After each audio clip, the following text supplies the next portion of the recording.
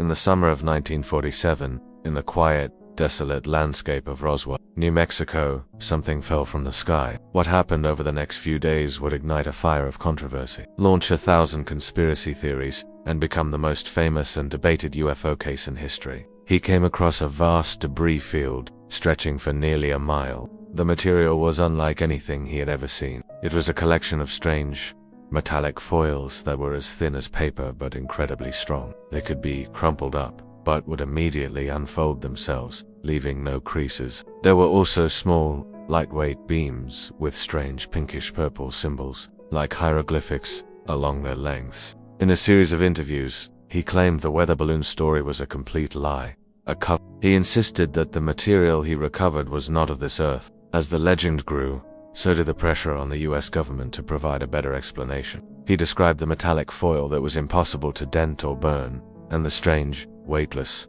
I-beams with the indecipherable symbols. Marcel's testimony opened the floodgates. Was it a simple weather balloon, as the government claimed? Was it a simple weather balloon, and were dozens of witnesses mistaken or lying? The story has been told in countless books, documentaries, and movies, but despite its fame, the core of the incident remains a profound and deeply polarizing mystery, forever buried under layers of secrecy, conflicting testimony, and the sands of the New Mexico desert. Was it a top-secret spy balloon, a secret the government was willing to protect with a lie for decades? Or was it the most profound event in human history? The crash of an extraterrestrial vehicle and the recovery of its crew, a secret so monumental that it has been guarded for over 75 years. They claimed these were misremembered sightings of anthropomorphic test dummies that were used in high-altitude parachute drop experiment. However, those experiments, known as Operation High Dive, took place in the 1950s, not 1947.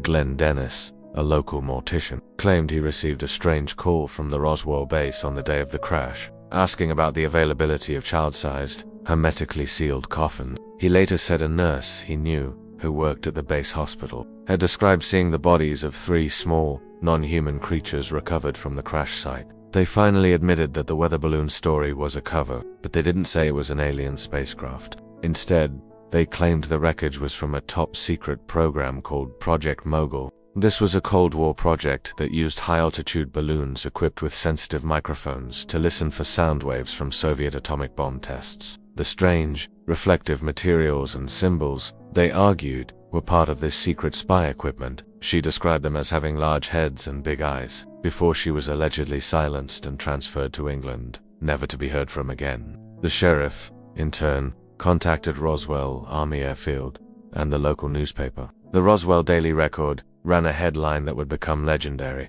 RAAF captures flying saucer on ranch in Roswell region. For a brief moment, the military itself had seemingly confirmed the existence of a crashed UFO. The world was electrified. The base's intelligence officer, Major Jesse Marcel, was sent to investigate. Marcel, a decorated officer who had served in World War II, was also baffled by the strange properties of the debris. He loaded his car with the material and returned to the base. Or was it something not of this world? This is the story of the Roswell Incident. It began in early July, when a rancher named W. Mac Brazel was riding out to check on his sheep after a fierce thunderstorm.